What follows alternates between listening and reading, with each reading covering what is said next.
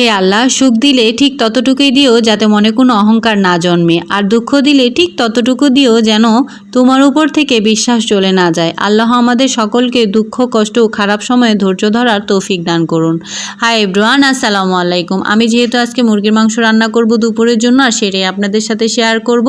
আমি আজকে হাতে মাখিয়ে মুরগির মাংসটা রান্না করব। এর আগেও আমি অনেকবার হাতে মাখিয়ে মুরগির মাংসটা রান্না করব। আমি আজকে মুরগির মাংসটা হাতে মাখিয়ে রান্না করছি, কেন জানি আজকে মনে চাচ্ছে না কোনো কিছু রান্না করতে, অত বেশি একটা ভালো লাগছে না, তাই আমি ধুয়ে টুয়ে এখন এইভাবে রান্না করে ফেলবো। আমার আজকে আর কষানোর ঝামেলা নেই। আমার প্রতিদিন একইভাবে মুরগির মাংস রান্না করতে ভালো লাগে না, মাঝে মাঝে হাতে মাখিয়ে রান্না করি, মাঝে মাঝে মশলা কষিয়ে তারপর রান্না করি। আজকে একটু ভালো লাগছে না, তাই আমি আজকে হাতে মাখিয়ে রান্না করছি। আর এইভাবে রান্না করলেও মুরগির মাংসটা মজা লাগে, এক এক দিন এক এক রকম করলে ভালো লাগে। আমার প্রতিদিন একই টাইপের মুরগি রান্না করলে তেমন একটা ভালো লাগে না, যার কারণে আমি এক এক দিন এক একভাবে রান্না করার চেষ্টা করি।